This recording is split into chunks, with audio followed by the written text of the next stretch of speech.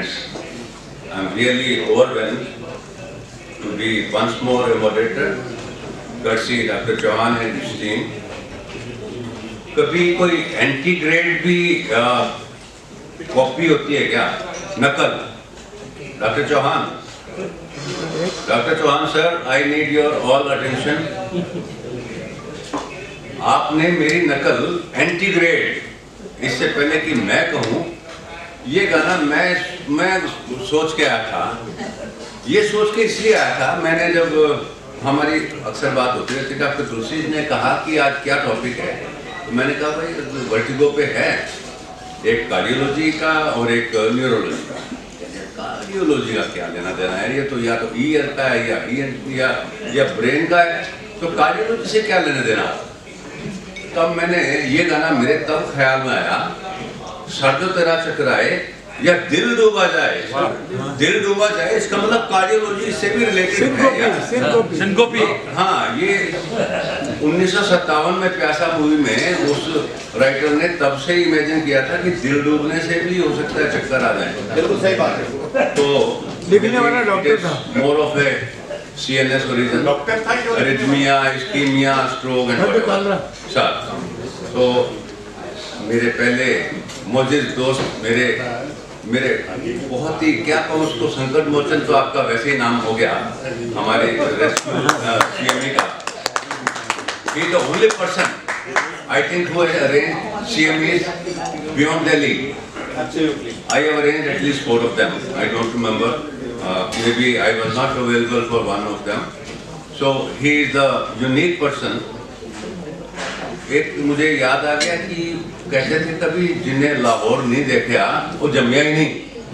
अगर कोई डॉक्टर विवेका को नहीं जानता वो फिजिशियन फोरम का बंदा ही नहीं है. अरे वाह. इससे ज्यादा कुछ नहीं कहना चाहता. He is one of us. He is one of our leading sponsor and friend.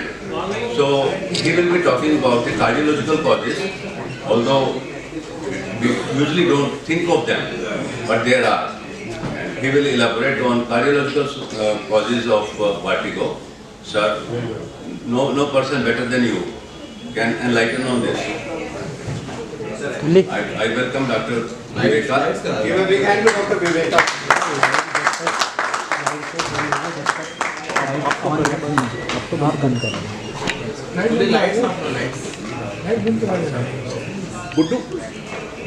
Well, so good evening, friends. I think there are a lot of good friends sitting in the audience, Dr. Manu Saxena and Dr. Amish Bora and everybody.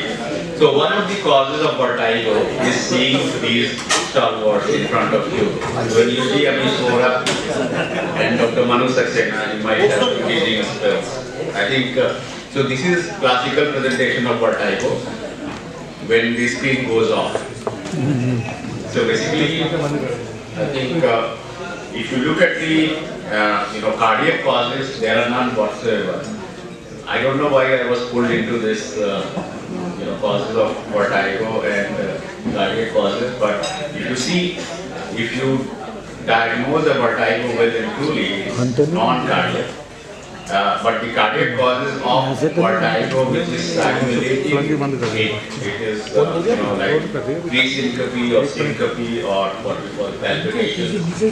And one of the commonest cause of vertigo, which is of cardiac origin, is in this room, which is in the corner of this room. That is the commonest cause of vertigo. That is a bar. So bar is the commonest cardiac cause of vertigo, but if you look at the major causes where person would start with vertigo is the drop in blood pressure and very high or low heart rate, which is like cardiac arrhythmia. So palpitation and syncope, which goes hand in hand. So this is what definition of so cardiologists would say syncopal attacks, that is episodes of may or may not be preceded by prodromal symptoms, and pre-syncope is the clinical manifestation that is suggestive of an impending syncope, often occurring in conjunction with a similar set of dopamine symptoms reflecting the same condition that might lead to syncope in same individual at other times. So we deal with syncope. So the prodrome of syncope, that is pre-syncope, is something which can be perceived by not many people as vertigo. And if you look at the vertigo definition, it is the false sense of motion, usually spinning or rotatory in surrounding or within oneself despite absence of physical movement. So that can happen with alcohol, which is, I said, in the corner of this room is there. So a lot of people might have this symptom right now, but it is not cardiac in origin. It is drug induced. So alcohol is the most commonly consumed drug on the planet. So it's basically, I would leave it to Dr. Shukla to elucidate on this primarily. So in the interest of time, I'll look primarily into what are the cardiac causes where we should be careful, because when patient comes to you, he may not or she may not be intelligent enough to convey the exact symptoms.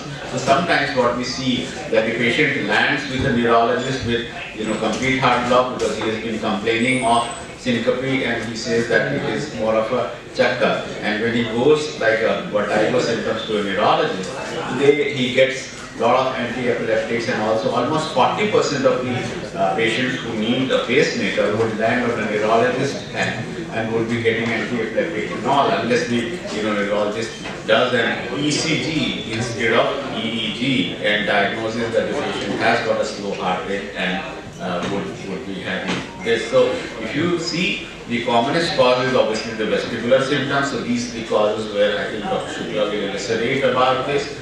The reduced blood supply to the brain or reduced blood supply to the ear, which is the vestibular organ, and uncontrolled excitation of vestibular structures, that is hair cells. That is the commonest cause. So when you get viral infection, labyrinthitis and all, these symptoms will be more exaggerated, and we give the labyrinthine organ stabilizing agents, and the patient will be feeling absolutely fine. But if you look at the prodrome, extended symptoms are classical prodromes are more commonly associated with vasovagal form of reflex syncope, while sudden onset of syncope with minimal or no prodrome is more common in a patient with cardiac syncope. So what we call it a Stoke Adams attack. So the patient would be absolutely fine, and for a couple of seconds he'll lose the consciousness, and then suddenly he'll regain the consciousness. So that could be either because of the very significant postural drop in blood pressure or very slow heart rate, which is either 2:1 block or complete heart block, and then he would or she would feel as if nothing has happened. So this is classically what we see. And then intoxications, as I said, which I think I leave to Dr. Shukla. So what are the common causes of cardiac syncopal attacks or vertigo is hypovolemia. So a lot of people who are fasting, like in Ayodhya ceremony, also a lot of people fainted.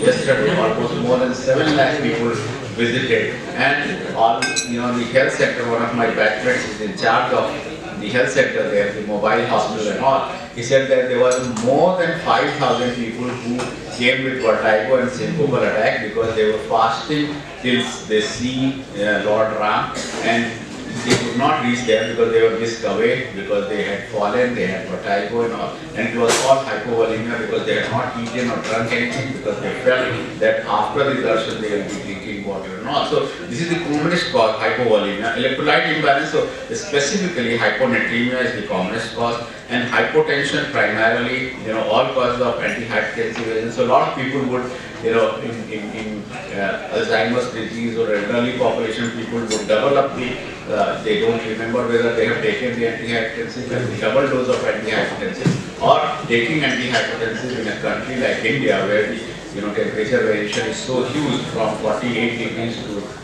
0 degrees. So in winters the blood pressure will be significantly high, and if you continue the same dose in summer, you will have a lot of syncopal attacks. Then bradyarrhythmias, especially the patients who are on antihypertensive of beta blocker origin would be at a higher risk of syncopal attacks, because it will cause the worsening of bradycardia, complete heart block, and so on and so forth. And then there are certain channelopathies. The most common of them is torsades de pointes, which is a French term where it is a polymorphic ventricular tachycardia. associated with long QT intervals. So this is a point where a lot of patients, especially the young females, and would have ventricular tachycardia and polymorphic ventricular tachycardia or fibrillation, and there the blood pressure will drop, they will have syncopal attacks. So recently, and the treatment would be, of course, increasing the heart rate by pacemaker or automatic implantable cardiovascular defibrillator. But there are a lot of patients who never had this, and then if for some reason or the other they have been put on certain drugs, they would have syncopal attacks like antifungal, fluoroquinolones, macrolides and all, and antipsychotic drugs. So there are a lot of patients who would say that they were absolutely fine, and once they started on these medications, they started having frequent syncopal attacks. So we need to be really careful, and we need to know which are the drugs which can cause long QT syndrome and can cause syncopal attacks. So I think that is something which is very, very important when we are looking at the causes of syncopal attacks, or what we call long QT. The slides are not moving. So the diagnostic evaluation is obviously, we need to look at the 24-hour ambulatory blood pressure monitoring and the Holter test, which is 24-hour ECG monitoring, which is very, very important. So ambulatory ECG monitoring, which look at the rhythm problem, that is whether the patient has complete heart block, close to one block. In elderly population, we see that even the sinus pauses of long, more than 3 seconds is very common, and that can result in syncopal attacks. And so it is very, very important, and the yield of this test is much better if you do it for longer periods. So that is why we now have the event loop recorder, implantable ILRs, that is implantable loop recorders, or ELR, which is the external loop recorder, which can last up to 1 month, or implantable ones can last up to 5 years. There are few patients where it can happen once in a year. So unless you have implanted a loop recorder which lasts for 2-3 years, it will not pick up these problems. So I think this is something which is really very, very important. And there are many patients where they would be negative for even the electrophysiology study, but because of the triggered event, the loop recorders are, which is very, very important. So the rhythm kept for almost 5 years, and company has smartly marketed it that anyone who has an indication of pacemaker, he will get the discount of this loop recorder, which is almost 80,000 rupees worth. Then his pacemaker cost of 2.5 lakh rupees, the 80,000 will be deducted, and he will have to pay only 1,40,000, something like that. So the loop recorder is very, very important tool as far as the cardiac causes of vertigo, pre-syncope or syncope is concerned. So I think in interest of time, I'll stop at this. And one of the commonest cause of vertigo in this forum is question answer session. So we need to be careful about that as well. So thank you very much for your kind attention. And if there is any question, I'll be answering that without any vertigo. Can we have questions now or later? Later. Then you will be staying. So I will not be answering because I'll have to go. I'll be on mobile phone. No, please. Let's ask. Ask other questions now. Okay, Dr. Viveka, as usual, wonderful talk again. As you correctly said, vertigo due to cardiac causes is seldom seen. It's probably the dizziness of the pre-syncope which you talked about. So let's revisit, Dr. Viveka, the state of the heart in the ablative treatment of VTs. See, and SVT as well, cryoablation or radiofrequency ablations because of structural heart disease or like cardiomyopathy or probably a prior heart attack with a scar in your left ventricle. So ablation, ventricular ablation in sustained ventricular tachycardia. Talk us through the state of the heart today now with CT mapping available.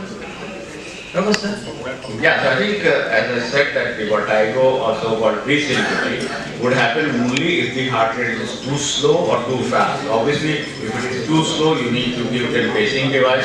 If it is too fast, then you can ablate it, or you can give an implantable cardiovascular defibrillator. So, as you rightly said that with the 3D mapping and all, you can ablate most of the ventricular tachycardia, but it's never ever 100%. So If the ejection fraction is low, it's because they would not tolerate the, even a single episode of ventricular tachycardia or fibrillation, then you might ablate and give them the implantable defibrillator. But if the ejection fraction is normal, which we call ventricular tachycardia in structurally normal heart, then you can ablate that, except those who are channelopathies like Brugada syndrome, long QT syndrome, because these are not where you can't really ablate, because the pathophysiology is mainly of a channelopathy. But you are right that more and more these. So what we do is that even if these patients get an implantable cardioverter defibrillator, we do a 3D mapping and decrease the shock burden of these patients. So they may not get a shock for 5-6 years, but definitely foolproof treatment is defibrillator for them. Now we have got defibrillator which is subcutaneous, where the spoiling the veins of the patient is also less. But you're right that with the advancement in technology, and now we have got what we call, radiation ablation, where you just radiate the heart so that it decreases the ventricular fibrillation and ventricular tachycardia. You don't have to go and specifically map the ventricular tachycardia and ablate it, and which is much more quicker. But it's still controversial, not being, it's not yet approved for regular use. Talk us through, the prior, when I said prior MI and you have a scar in the left ventricle, and that's where the arrhythmogenic focus is there. So you need to ablate ventricular ablation here. You have given an ICD, you have given anti-arrhythmic drugs as well. So there's a role of ventricular ablation here, because the success rate here is close to 90%. Yes, I think we call it scar VT, so scar VT or scar atrial flutter. So these are all re-entrant tachycardia. So there has to be a substrate of slow and normal conducting or slow and fast conducting areas where re-entry is possible. So you are right that scar VT is something which is at a very, very high success rate of ablation, and we do it on a regular basis with 3D mapping, because with the contact mapping you can find out where the scar is lying, and you can give a ablation around the scar margin so that the re-entry does not happen in the scar, and it is completely curative. So we have got many patients where they have been given ICD and they were getting a lot of shocks, and then once you ablate for 5-6 years they have never had a VT, and they never received a treatment. So you're right that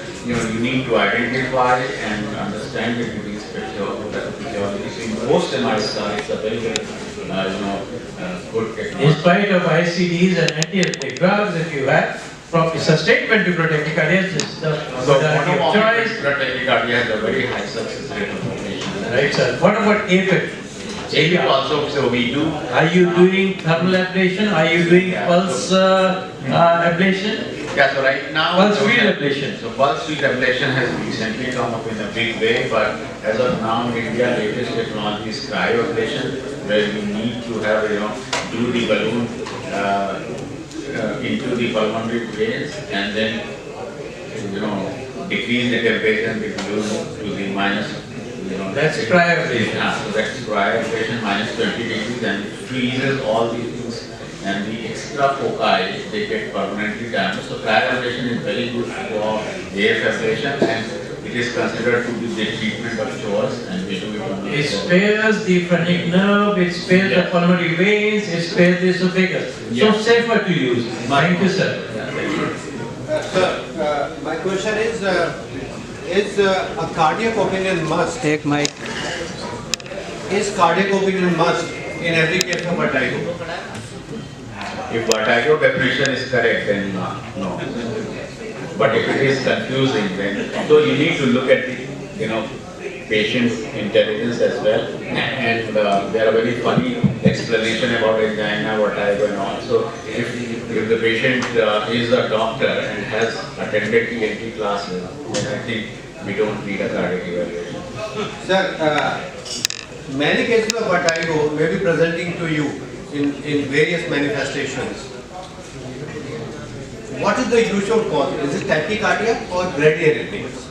So that depends on the age. So I would say that both of them, but bradyarrhythmias are the chunk of, major chunk of them. I would say that commonest of the lot is the neurocardiogenic syncopal attacks where the patients would have hypertension and bradycardia. We do on a regular basis get a field test and all to investigate that. But I think bradyarrhythmias, they are much more commoner. The patients who have got tachyarrhythmias, very few would come to you because they are most often not treated. So you mentioned about beautifully about the antihypertensive drugs, the diuretics, the postural hypotension, and when we were just doing our MD, sir, captopril was introduced, and there was the first dose effect, sir. Is there any other antihypertensive which has been introduced recently, which has the first dose effect and can cause severe postural hypotension? Yeah, so one of them most commonly being used is the trazodone alpha blockers. So they are considered to be notorious for causing hypotension. So that Artemis as well? Yeah. Artemis is something which is there, but it's not as bad as the other two agents. But I would say that Artemis, that Diuretics, sir? so diabetic and all would cause hypotension, but it's not the first dose related. Diabetic will take some time because it will cause hypovolemia and maybe hypotension. So the first dose effect is more specific for alpha blockers and Nifedipines? Sir, do you use this drug Viveka in your practice for symptomatic vertigo, sir? Yeah, so beta verse is something which is the first line of treatment in these groups. So I would say that this is something which is really important to practice of ENT surgeons. Not Yes, related, my friend, It's available. not related to cardiac causes. But it is being used left, right, and center. I would say thanks to Sun Pharma. Thank you. Any question from Doctor? Yeah, please, sir. Dr. Viveka, you have been very good in describing cardiac symptoms of vertigo. I had one attack of this tachycardia of my atria. My heart rate had gone to 200 today evening. So this in some way is related to the problems of heart. Atrial tachycardia. Yeah, so I think if you see the atrial fibrillation with fast ventricular rate is the very common cause of the syncope and syncopal attacks, and again it has caused a lot of falls and syncope in these group of patients. So I would say that atrial tachycardia, which has been perceived, it's more often than not paroxysmal atrial fibrillation with fast ventricular rate, where the heart rate would transiently go to 200 plus, and obviously nobody would tolerate it. People may get falls and all because the blood pressure would drop to less than 60, 70, and if it is not treated in time, then it can prove disastrous. So, should we go for some investigation like?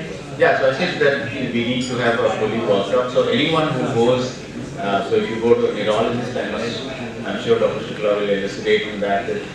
Not being at a cardiologist also, they would write. So 100% of them would get a Holter also done, and prolonged Holter, because that will look at the cardiac cause of cardiac arrhythmia. Because I said that if you have atrial fibrillation, it is something which is treatable, as Dr. Tulsi said, and if you control the heart rate, then the risk of fall and will be significantly lesser. So I think it's better to completely get it.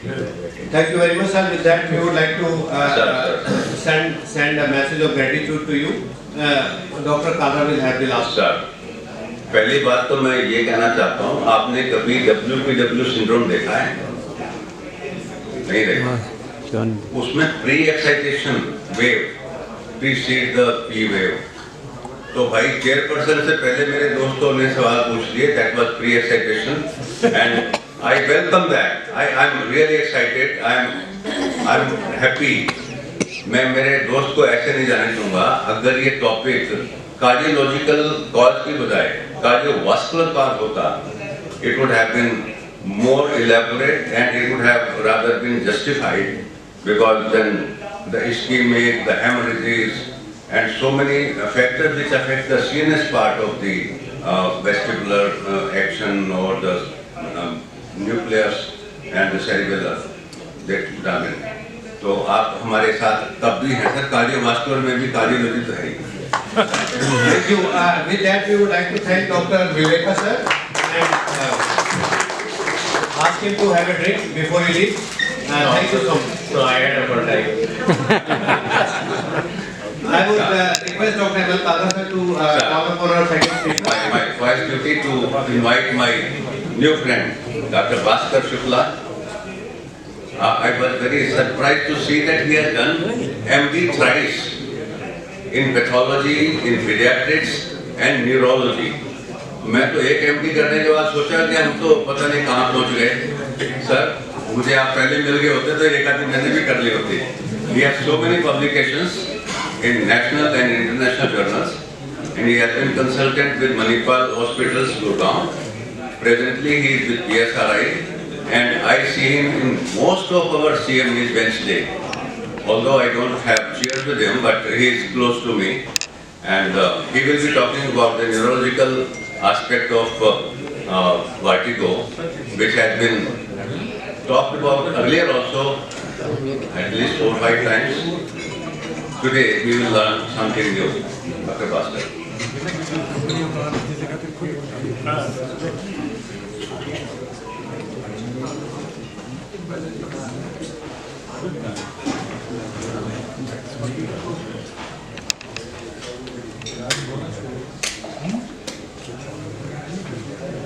Thank you, sir, for the kind words.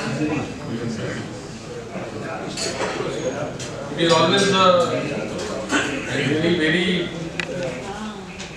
it's an honor to address to such an august audience. And without much ado, I'm not going to read from the slides. I would rather discuss the common clinical scenarios so that it is more of an interactive session rather than just reading out from the slides. So basically, vertigo is I would say, is one of the most vaguely used terms in the clinical practice. Patient comes, doctor साहब चक्कर आ रहा है. ये चक्कर का क्या मतलब है? No one knows. So the evaluation starts with a thorough history, eliciting certain clinical clues and doing a thorough clinical examination that will give the clue in most of the cases, so that we can proceed in an appropriate manner. We can do the proper management of all these cases. So, when the patient comes to the clinic or arrives at the ER and he complains that usko chakkar aa raha hai, basically it might fall into these 4 categories: presyncope, disequilibrium, psychogenic, and true vertigo. True vertigo का मतलब क्या है? If we ask the patient कि क्या मतलब है, चक्कर आ रहा है, कोई सा, what do you mean? क्या आपको लगता है ये कमरा पूरा घूम रहा है ऐसे? If the patient says yes, then only it's true vertigo. Very simply put, then only it's true vertigo, otherwise it's not. Then we have to ask certain important points so that we are able to. Sometimes the patient says he or she is feeling lightheaded.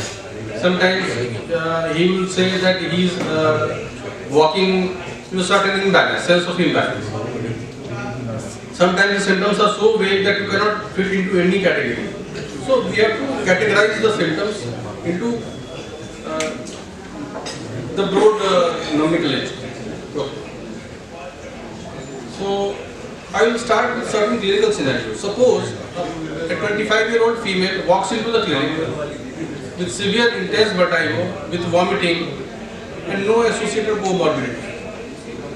If you on further probing, the patient says, okay, in the past I have had episodic headaches, very severe, hemicranial, throbbing, associated with photophobia and phonophobia. So this is one clinical scenario and it's quite common. So what do you think? What might it be? A 25-year-old female. So this is one scenario. Another scenario is elderly male, 60, 65 years, 70 years, is complaining of episodic symptoms. Suppose he tells, doctor साहब जब सुबह उठते हैं, बिस्तर से उठते हैं, करवट लेते हैं, एक तरफ देखते हैं, तो एकदम से बहुत तेज चक्कर आता है, कुछ सेकंड्स रहता है, फिर ठीक हो जाता है. And this keeps on happening. और एक डल सा, एक constant सा एक sense of distress उसको बना रहता है. So this is another situation.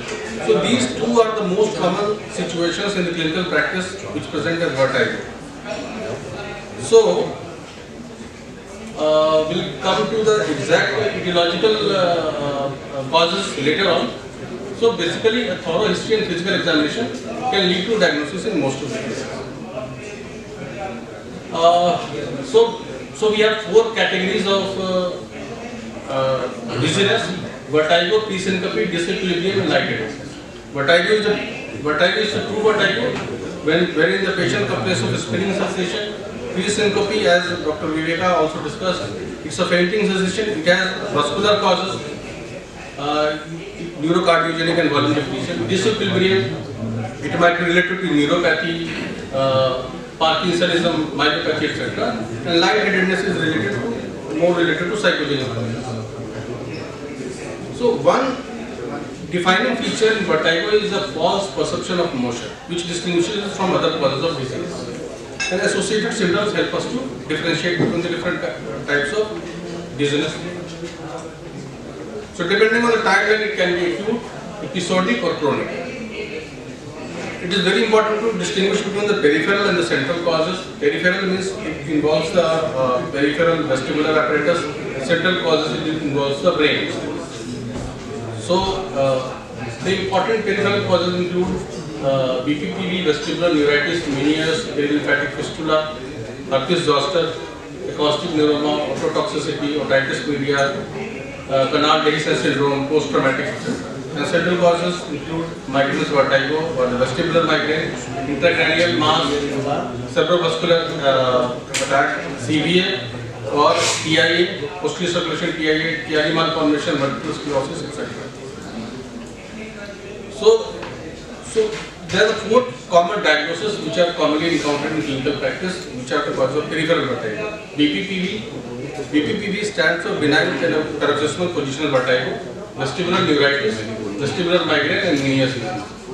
Of these, BPPV, vestibular migraine, and Meniere's have a recurrent course.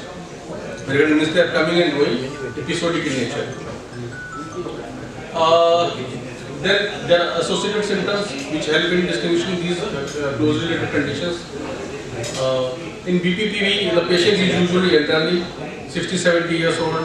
The symptoms are transient, lasting for a few seconds, hardly a minute.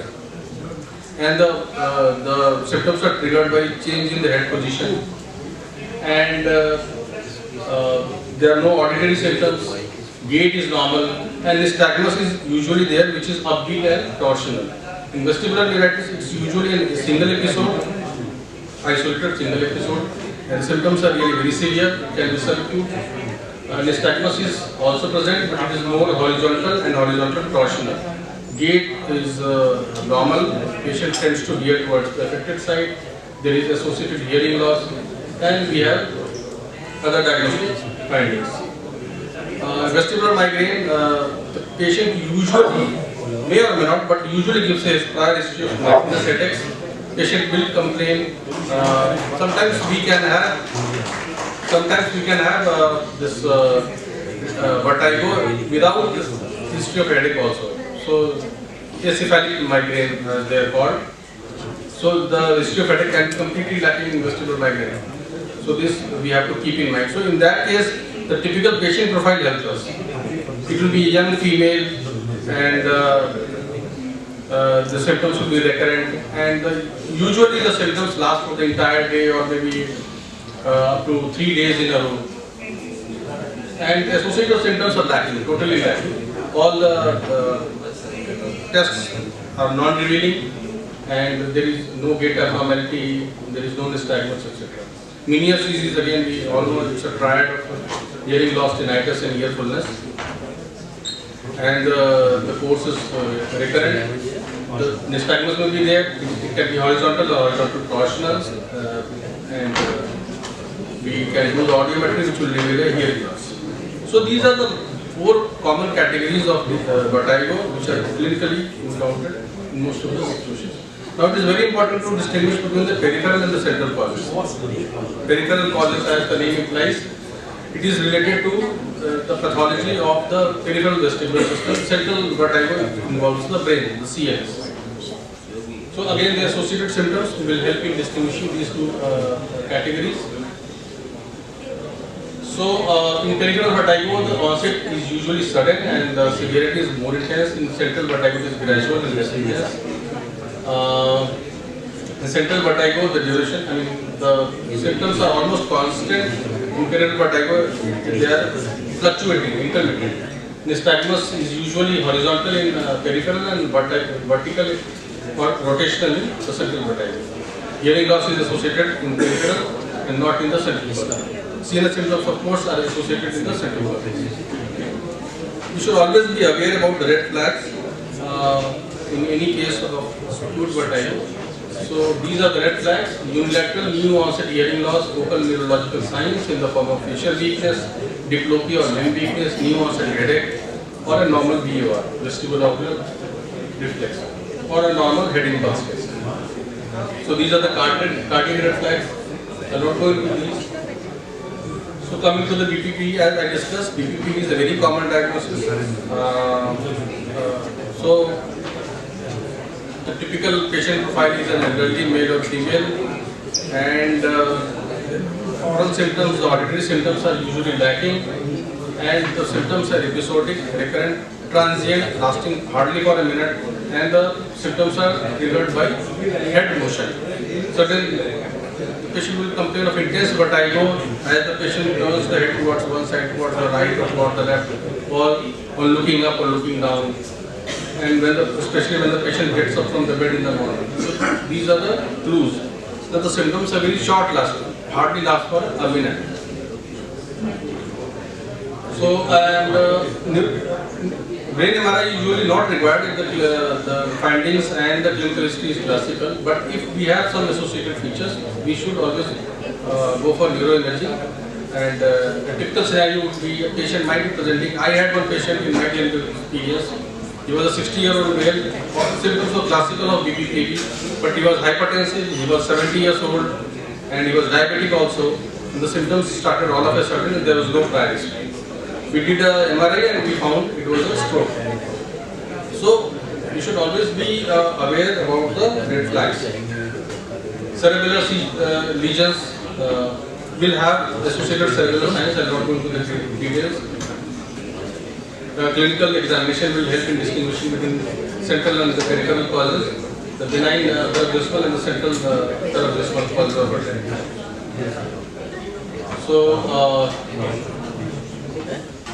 So obviously, if the patient has cerebellar signs in the form of or gait ataxia and like new onset headache and vomiting, we should more be looking for a central cause rather than peripheral. Same thing, I am not going to the details. Migraine vertigo. It is a very common diagnosis. Patients have been roaming here and there. They have consulted many physicians, but their vertigo is not resolving. You take the history. Most commonly, you will find a history of migraine. The patient will complain that she had a classical history of migraine, heavy cranial throbbing, severe headache triggered by fasting or lack of sleep, etc. But of late, the symptoms, the headache has just gone, but this new symptom has started in the form of vertigo. There is intense spinning vertigo associated with nausea and vomiting and lasts for the entire day and does not.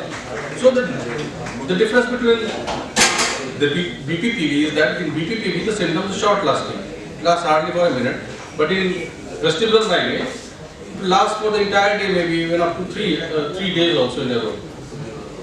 So the symptoms can vary from rocking in a boat sensation to a terrifying merry-go-round. There is a term for this rocking in a boat, mal de barraquement. So this is a very common diagnosis. So of course, if the patient has a history of migraine according to the IHS criteria, which according to which the patient is having all the classical symptoms of migraine, definitely the diagnosis of vestibular migraine would be high on the list. Acoustic, these are the rare causes. If the patient is taking antiplatelet, anticoagulant therapy, levoranthin, hemorrhage is also one of the considerations. So dizziness, as I told, so dizziness, loosely speaking, dizziness is an all-inclusive term. It's a waste basket category into which all. So basically, we can say vertigo is a type of dizziness maybe. There are other causes of dizziness. So like this neurocardiogenic syncope, which includes the vasovagal syncope, which we all know, which is provoked by pain, fear, emotion, etc. Situational syncope, which is provoked by cough, defecation, micturition. Many of patients just have micturition syncope. They go to the loo and they are standing there exerting while passing urine and they just faint, and then sometimes they hurt themselves. Orthostatic hypotension. So patient can have a primary autonomic failure in case of Lewy body disease or multisystem atrophy, or secondary autonomic failure in case of diabetes, HIV, neuropathy. Postprandial hypotension can be there. As Viveka sir told, drug-induced hypotension, secondary to antihypertensive, diuretics, and of course the cardiac causes of arrhythmia. So these are the red flags. These are the red flags in a patient of dizziness, diplopia, dysphagia, dysarthria, dysmetria, new onset headache, new onset neck pain, fever and headache, etc.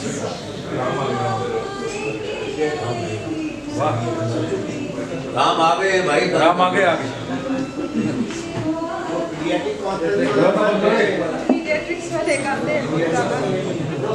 Ram ji आगे। जय Shri Ram.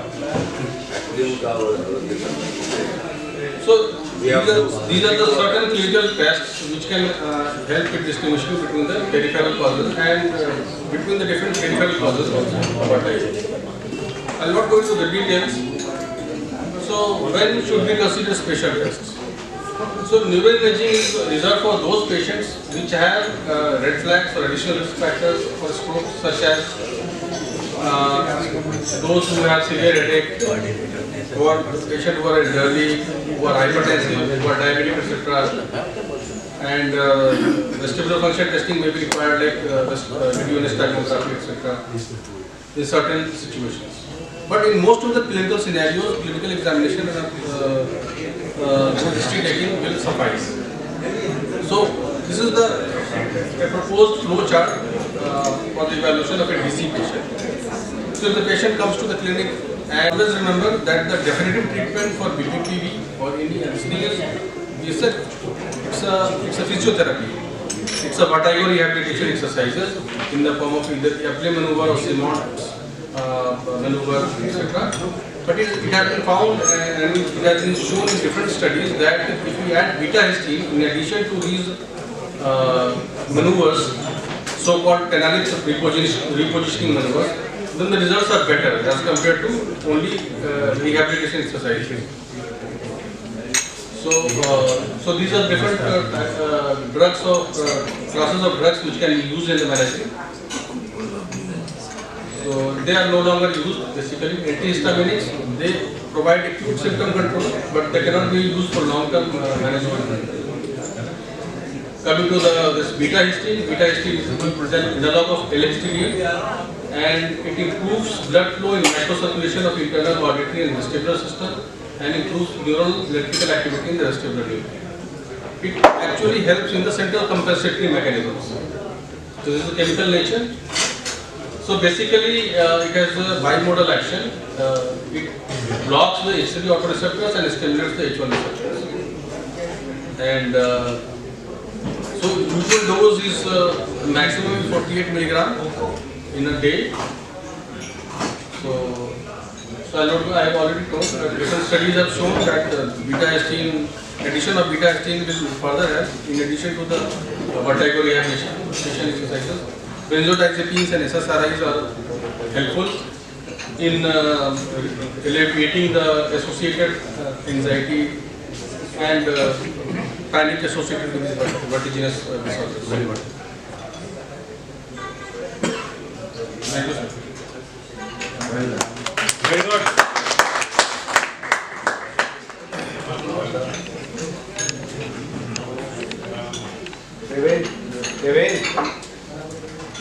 Lights open.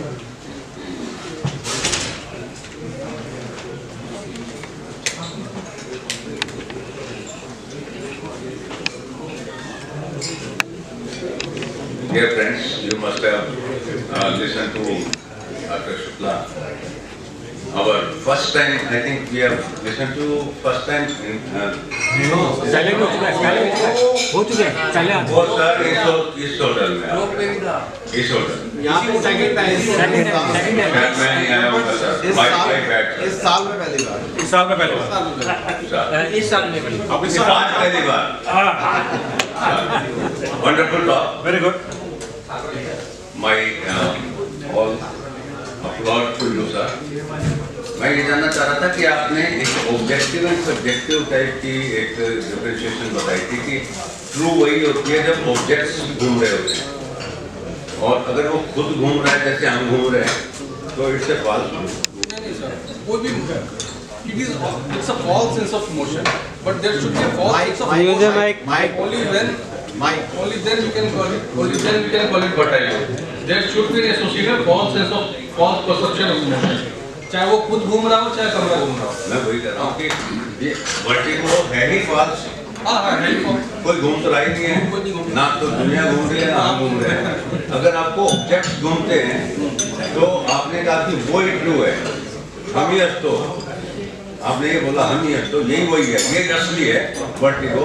अगर हम घूम रहे हैं तो वो असली नहीं है। घूमने के सब बहुत सारे कैटेगरी है ना, जैसे हमें लगता है कि हम ऐसे हो रहे हैं, स्विंग हो रही है। तो मैं सिर्फ ये जानना चाह रहा था कि वो जो कहते हैं कि vertigo can be subjective objective और environment is spinning, then it's not vertigo.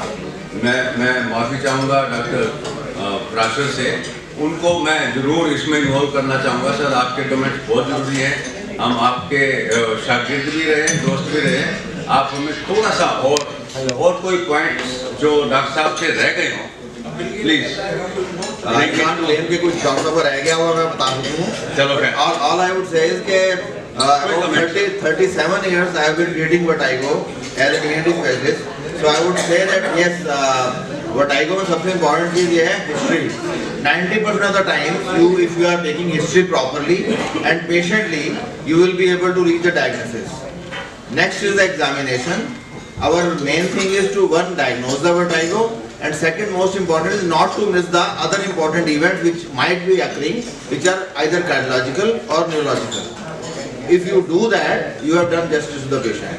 As far as treatment policy is concerned, 99% of times we end up giving beta word.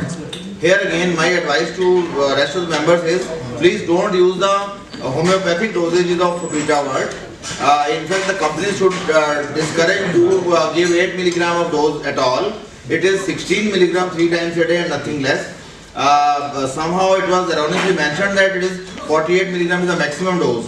In fact, the dose of beta histine can go up to 1000 milligrams also.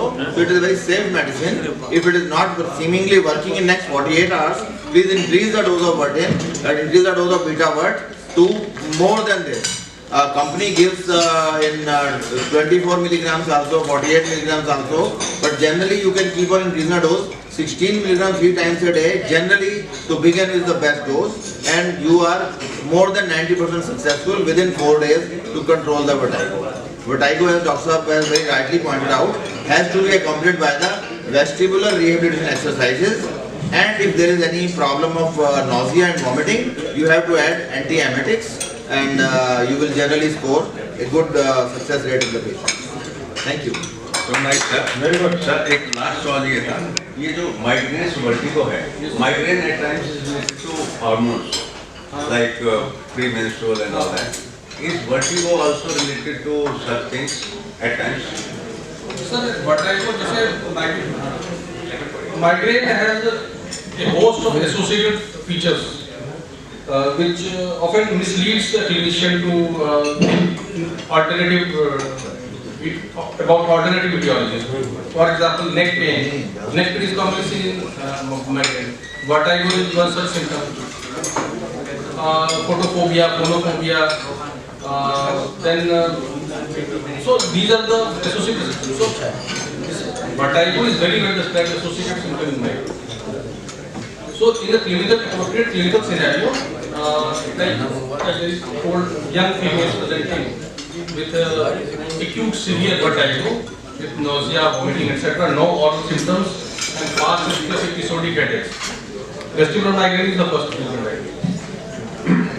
Dr. Anand. So this beta 1 or beta hysteria is only for acute vertigo or in chronic or prevention of vertigo, has it any role?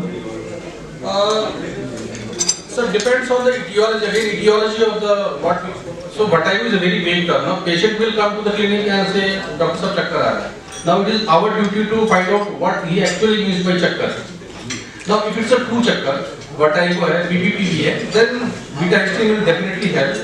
The mechanism of action is central compensatory mechanism, facilitated central compensatory mechanism.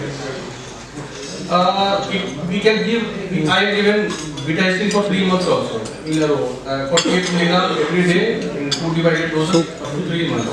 And the patient never complained of vertigo with that severity. वो occasionally doctor साहब कभी-कभी आ जाता है, but अब तो नहीं आता, काफी better है. And along with the vertigo rehabilitation exercise. So any type of vertigo, this is contraindicated. We can give, it will help to some extent in even vestibular migraine or any other cause, even cerebral causes. Even if the patient has cerebral stroke also, there will be some symptom improvement. Actually, I was listening to Dr. Anand once. Yes. He said that this is one kind of neurosedative. Not really. No. So they are different. They are antihistaminics. This is not vestibular sedative. Doctor हंस की India है यार बाकी दुनिया में relax. But any other anti-vertigo vaccine which is contraindicated in many conditions other than beta hysteria? Sir, कभी-कभी जैसे बहुत ज़्यादा serious symptoms है, then we can give Cmes, prochlorperazine we can give for 5 days, twice daily, but not for long. Wonderful talk, Dr. Bhaskar. I would like to just have your comments. At times, even subarachnoid hemorrhage can present as vertigo. Headache होगा ना headache. No. Headache होगा. But बहुत सारे vertigo में वैसे भी headache होता है. ठीक है. As Dr. Bhaskar beautifully described, the symptoms are continuous and at times they are vague. The headache may not be very severe. Even in subarachnoid hemorrhage, it can be very subtle. But it would be new onset headache. It would be new onset headache, yes, and new onset vertigo. So then it's a red flag, sir. It's a red flag. So it's a red flag. Yes. We have to be very careful. Yes, sir. In vestibular migraine, it will not be new onset headache. The patient will have a prior history of episodic headaches. Depending on the patient, like hypertensive and I would also like to have your comment on posterior circulation stroke. They can present as vertigo. Yes, sir. Absolutely. Please. So again, the clinical scenario is very important. Suppose the patient is regularly having comorbidities in the form of hypertension, diabetes, heart disease, and acutely, all of a sudden, just like this, presents with severe vertigo, vomiting, not able to walk, just swaying, hardly able to stand even. So then we have to, our antenna should go up, we should do a neuroimaging as soon as possible, and then we will find what is the exact cause. Dr. Tulsi sir. Sir, one question. There is a lot of procedure on that. That is the synergy. Yes, sir. Vertigo. This is also one vaccine. So we want to know what is the. Syndrome we can give short term, it's very good. We can give for short duration 3 to 5 days. This is neurosedative. This is neurosedative. That is This is contraindicated. Dr. Tulsi sir. Thank you, Dr. Shukla. That was a nice talk. So, as my colleagues, Dr. Podar and Dr. L.M. Parashar talked about vestibular suppressant drugs, so it should only be used in acute cases. As prolonged use may cause a chronic vestibular imbalance. You said you could use it for 3 months. I have known patients who have been using it for years. So does it really cause a chronic vestibular imbalance? Talk us through this, the beta hysteria. So beta hysteria I have given for 3 months. You said 3 months. 3 months. My patients have been using it for years together, but does it cause a chronic vestibular imbalance? No, I have been following such patients till 6 months, not up to a year maybe, but for several months I have seen. But they How long can you use it, Dr. Shukla? So I have I do not ask the patient to use it beyond 3 months. LMP, would you like to dwell on that? You can use it up to 7 years, 8 years. 7 years he said. Very true. Okay, let me proceed further. के साथ भी जिंदगी के बाद भी उसके बाद भी नहीं। By that time, the vestibular rehabilitation will help. Right, you said. So, the most common CNS cause of dizziness is vestibular migraine, which causes photophobia and headaches. So, how do you distinguish this from basilar migraine? Basilar migraine causes diplopia and dysarthria. So how do you distinguish between the It's all two? associated. Talking about the vestibular migraine versus the basilar migraine. So it's all associated symptoms and the management remains the same. So we have to identify that it's a migraine and we are not missing out on any red flags. Once the diagnosis of migraine is made, the management remains the same. We have So let me ask the last question regarding neurodegenerative disorders causing dizziness. So as we know, the SDS, Dr. Kalra, would you know what is? आपने बोला So SDS on the MSV, which are probably synonymous. The SDS is the Shy-Drager syndrome, Dr. Chauhan. The Shy-Drager syndrome, would you know about it? He says yes. And also the multiple system atrophy. This is a newer word for the SDS. So these are neurodegenerative disorders and may cause dizziness. So how do you distinguish? These are cousins, by the way, these are cousins of Parkinson's disease, and the morbidity and mortality is immense. How do you distinguish between them? So basically, whether it's a Shy-Drager or it's a multi-system atrophy, they are degenerative diseases which have relentlessly progressive course no matter what we get. But postural dizziness is what is present in these conditions. By postural dizziness, we mean that you take the BP in the supine position. So, as you rightly are going to say, the autonomic imbalance or dysfunction and the central nervous system dysfunction are paramount here. Thank you, sir. Thank you, sir. So